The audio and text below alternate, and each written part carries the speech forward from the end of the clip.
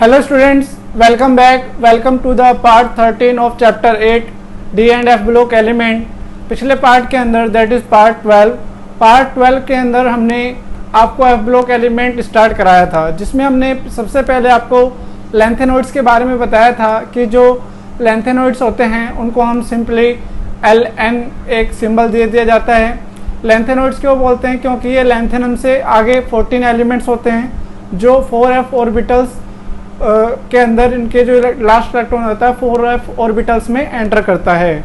ठीक है, इसके अंदर 14 इलेक्ट्रॉन होते हैं सीरियम से लेकर ल्यूटेटियम तक। ठीक है, तो कल हमने आपको इसकी जनरल प्रॉपर्टीज स्टार्ट कराई थी, जिसमें हमने दो प्रॉपर्टीज आपको कराई थी। कौन कौन सी? एक हमने कराई थी इलेक्ट्रॉनिक कन्फर्मेशन, ठीक है, और दूसरी हमने कराई थी कौन सी? दूसरी हमने कराई थी एटॉमिक एंड आयनिक साइजेस। ठीक है, now we will proceed with the ionisation enthalpies. ठीक है, तो आयनाइजेशन एंथैल्पीज की अगर हम बात करते हैं यहाँ पर किसके? लेंथेनॉइड्स की। ठीक है, जो लेंथेनॉइड्स होते हैं उनकी जो first and second ionisation enthalpies जो होती हैं वो रिस्पेक्टिवली 600 एंड 1200 किलोजूल पर मोल होती है, just like Ca means calcium के जैसी। लेकिन अगर हम इसके थर्ड आयनाइजेशन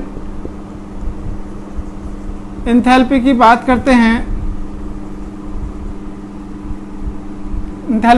करते हैं तो दैट इज वेरी हाई।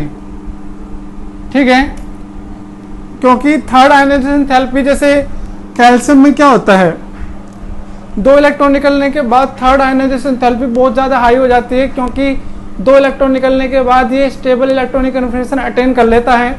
उसी तरीके से जब हम लेंथेनॉइड्स की बात करते हैं तो उसमें से फर्स्ट और सेकंड आयनाइजेशन एंथैल्पी के बाद जब हम थर्ड इलेक्ट्रॉन निकालते हैं तो उसके लिए हमें बहुत ज़्यादा एनर्जी की ज़रूरत पड़ती है। लेकिन इसमें भी सम एक्सेप्शन है, जैसे आप बात कर सकते हैं जैसे लेंथेनम, गैडोलिनियम और ल्यूटेटियम। इनके केस में जो थर्ड आयनाइजेशन एंथैल्पी आपकी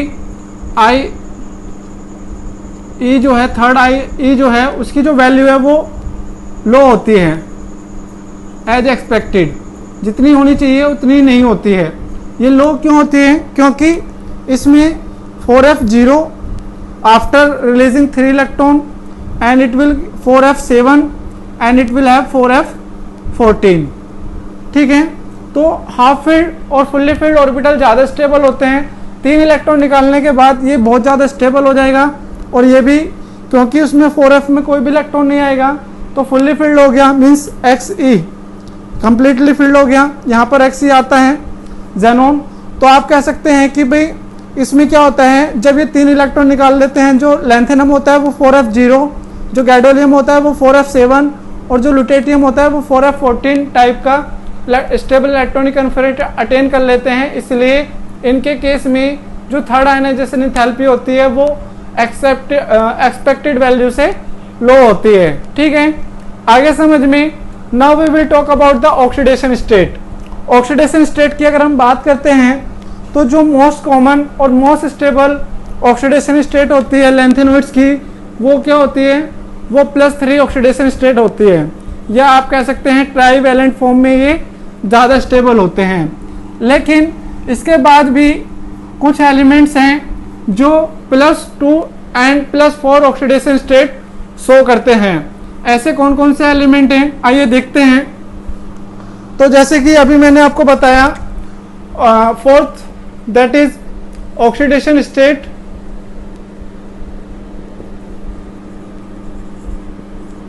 ठीक है, जो लेंथेनॉइड्स होते हैं, लेंथेनॉइड्स की जो मोस्ट स्टेबल स्टेट होती है, मोस्ट स्टेबल ऑक्सीडेशन स्टेट जो होती है दैट इज +3। आप कह सकते हैं ये ट्राईवैलेंट या ट्राई पॉजिटिव। ठीक है, लेकिन कुछ एलिमेंट हैं, सम एलिमेंट्स +2 एंड +4 ऑक्सीडेशन भी शो करते हैं। ठीक है, ऐसा क्यों है भाई? तो अगर हम बात करते हैं फर्स्ट केस की, +2 ऑक्सीडेशन स्टेट कौन शो करता है? वो करता है आपका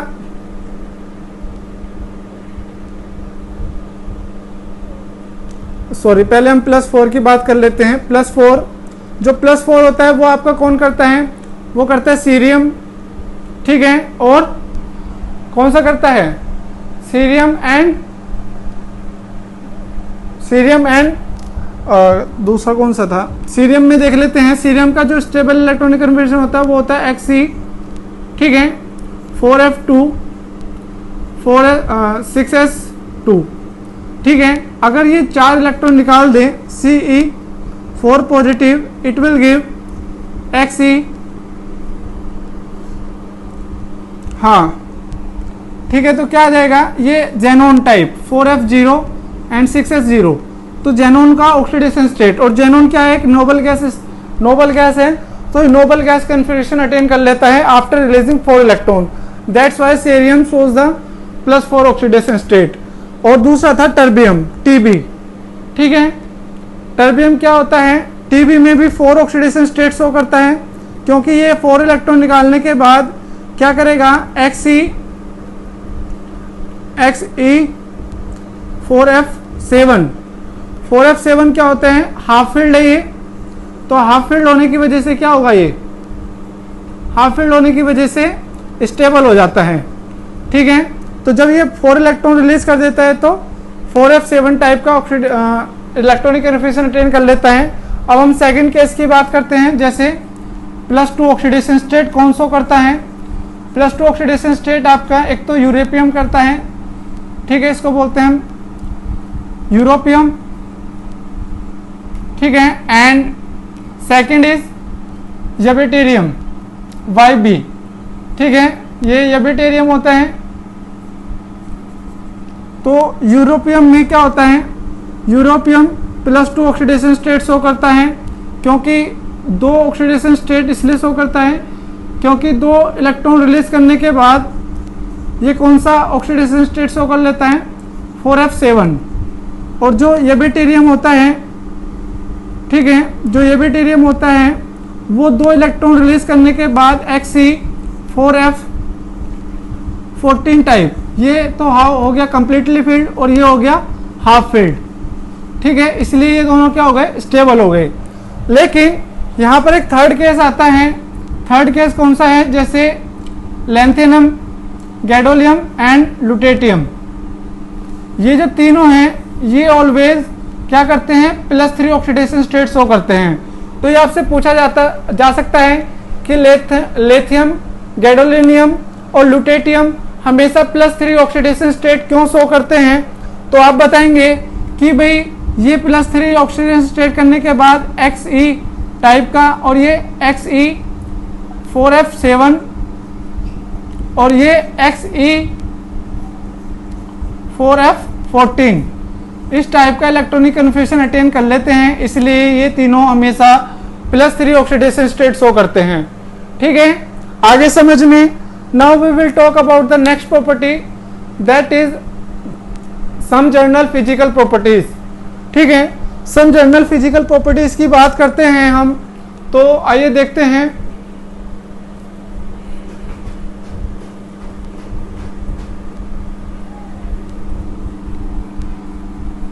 सम जनरल प्रॉपर्टीज, फिजिकल प्रॉपर्टीज में यही है कि जो लैंथेनोइड्स होते हैं वो मोस्टली सॉफ्ट होते हैं, मैलेबल होते हैं, डक्टाइल होते हैं और उनकी जो टेंसाइल स्ट्रेंथ होती है वो बहुत कम होती है। ठीक है, and this are the 5 number, that is some physical properties. ठीक है, क्या होती हैं कि जो लैंथेनोइड्स होते हैं, लैंथेनोइड्स क्या होते हैं? सॉफ्ट होते हैं। ठीक है, मैलिएबल होते हैं, डक्टाइल होते हैं। ठीक है, एंड इनकी जो टेंसाइल स्ट्रेंथ होती है वो लो टेंसाइल स्ट्रेंथ होती है। ठीक है,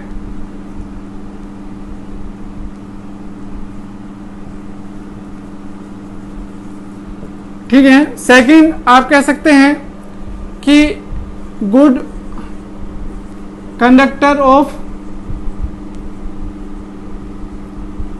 heat and electricity.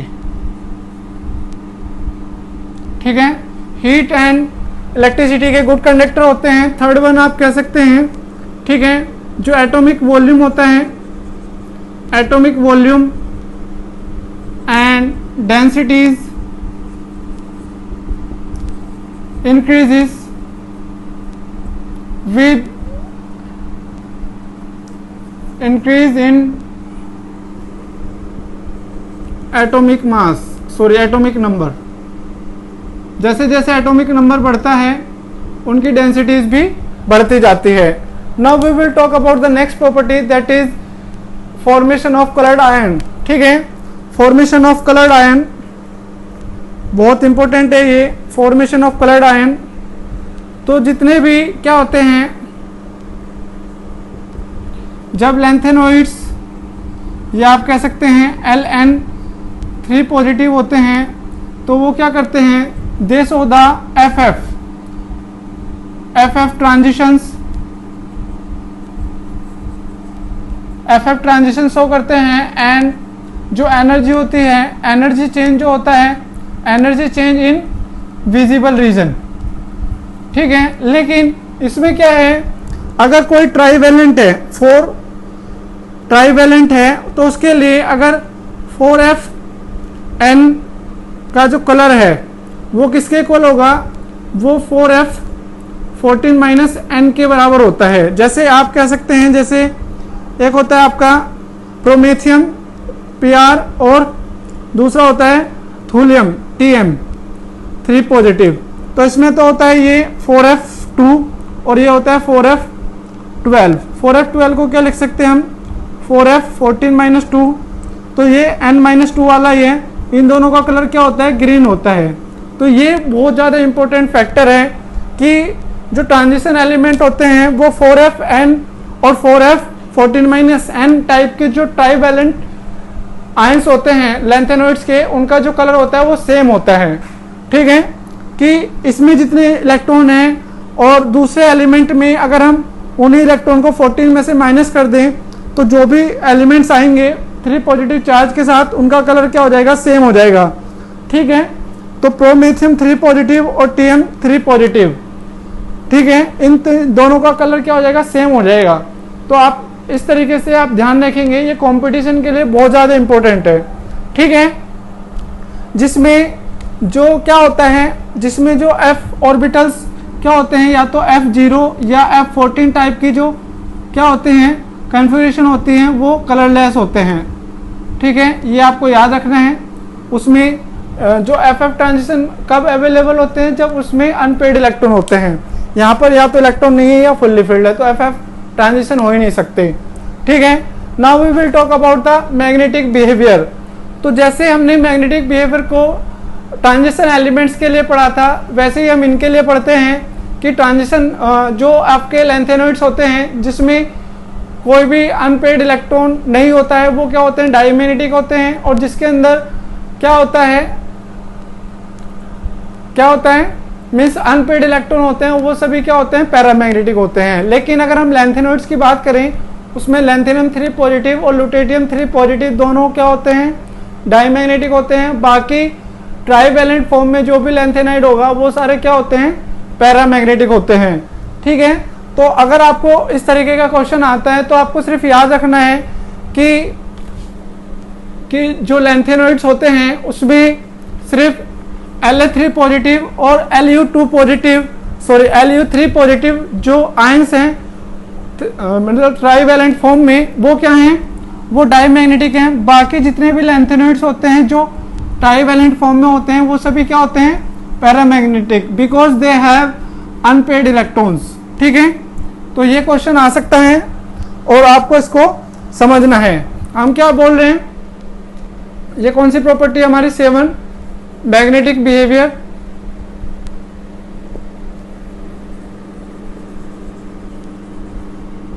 Magnetic behaviour में मैंने बताया है कि अगर no unpaired electron, then it is diamagnetic. ठीक है, और अगर अनपेड इलेक्ट्रॉन होते हैं देन इट इज पैरामैग्नेटिक। ठीक है, आगे समझ में। तो हमने बात की थी एक तो लैंथेनियम 3 पॉजिटिव क्योंकि इसमें 4f0 हो जाता है, और एक लुटेटियम 3 पॉजिटिव क्योंकि इसमें 4f14 हो जाता है। ये दोनों क्या हैं? ये क्या हैं? डायमैग्नेटिक। ठीक है, ये तो होते हैं डायमैग्नेटिक। लेकिन जो रेस्ट ऑफ द ट्राइवेलेंट लैंथेनोइड्स होते हैं,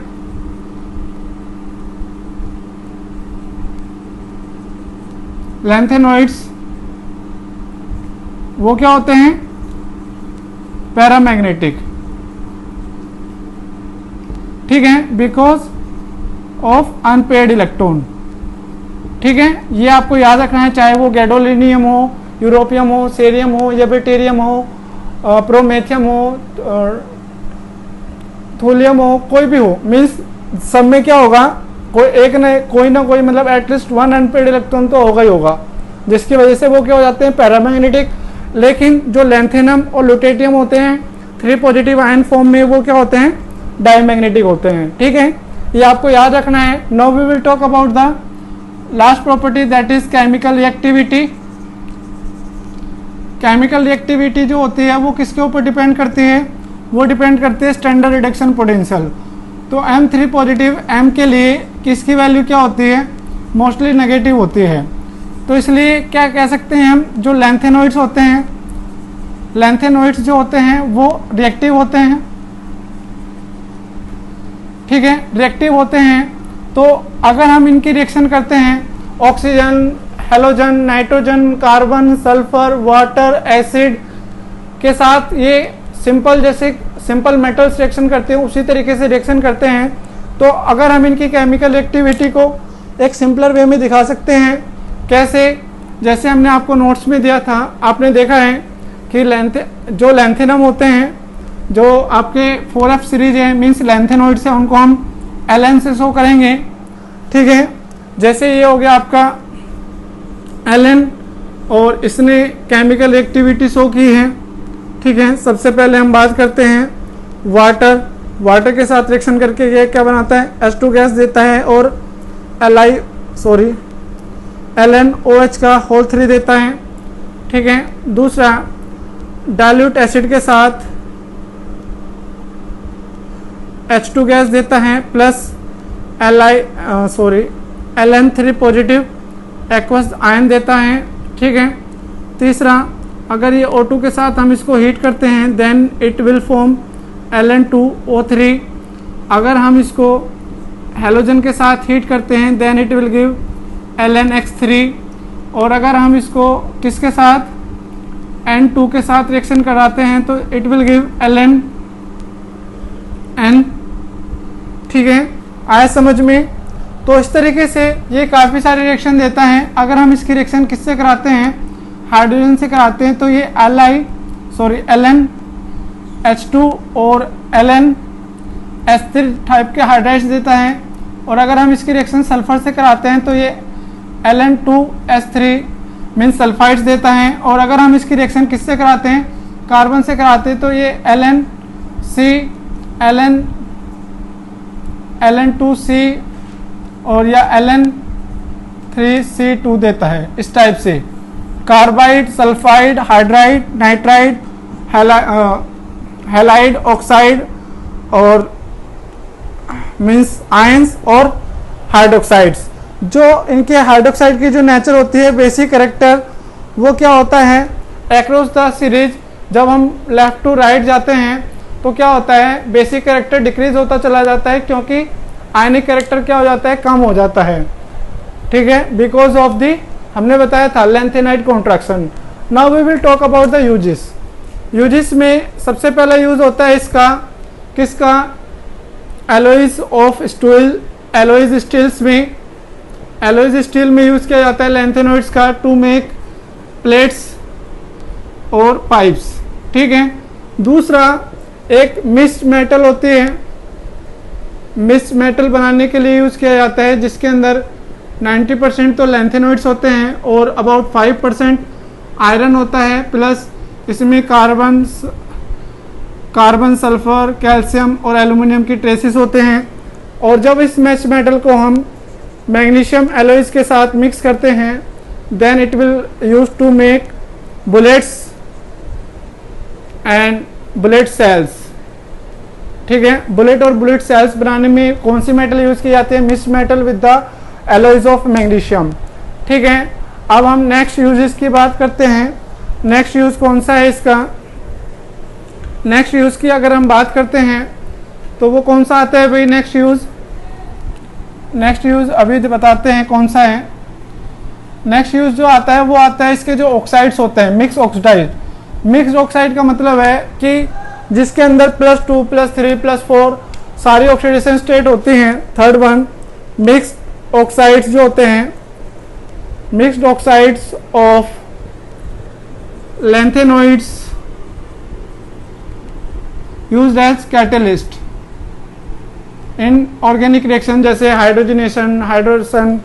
जो फोर्थ है, दे आर यूज्ड इन जो माइक्रोवेव डिवाइसेस होते हैं, माइक्रोवेव डिवाइसेस और जो सेरामिक कैपेसिटर्स होते हैं उनमें यूज़ किया जाता है। ठीक है। तो इतने यूजेस काफ़ी हैं। ठीक है। एक दो यूजेस ही पूछे जाते हैं, जो ज़्यादा इंपॉर्टेंट है वो मिक्स्ड मेटल वाला है, इसको आपको याद रखना है। Now we will talk about the actinoids. Actinoids that is 5F series. 5F series क्यों बोलते हैं इसको? Because it involves the filling of 5F orbitals. ठीक है। 5F ऑर्बिटल्स की फिलिंग होती है और they are followed by following of actinium. Actinium means AC, that is 89।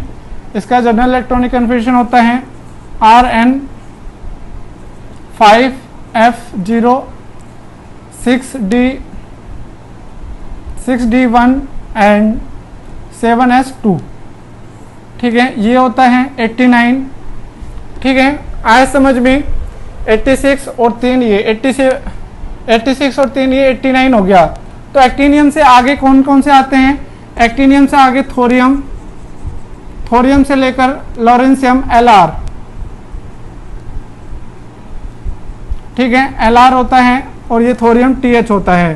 Thorium का एटॉमिक नंबर 19 होता है और लॉरेंशियम का होता है 103। ठीक है। तो इसमें टोटल कितने 14 एलिमेंट्स होते हैं और 4F ऑर्बिटल्स होते हैं। और इसमें जितने भी 14 एलिमेंट्स होते हैं ये क्या होते हैं? रेडियो एक्टिव होते हैं। जो इसके इनिशियल या अर्लियर एलिमेंट्स जो होते हैं वो क्या होते हैं? उनकी जो हाफ लाइफ होती है, हाफ लाइफ वेरी लॉन्ग होती है, लेकिन जो लेटर एलिमेंट्स होते हैं इस एक्टिनोइड्स के, उनकी जो शॉर्ट हाफ लाइफ्स होती हैं। ठीक है। तो एक जनरल इंट्रोडक्शन है एक्टिनोइड्स का। इसके बाद हम जनरल प्रॉपर्टीज ऑफ एक्टिनोइड्स करेंगे, वो हम नेक्स्ट पार्ट के अंदर करेंगे। आज के लिए सिर्फ इतना ही। इस वीडियो को लाइक कीजिए, शेयर कीजिए और अगर आपने हमारा चैनल सब्सक्राइब नहीं किया है तो इसको सब्सक्राइब कीजिए ताकि आपको इसी तरीके से वीडियो मिलती रहे। अपने घर पर रहिए, सेफ रहिए। Thank you.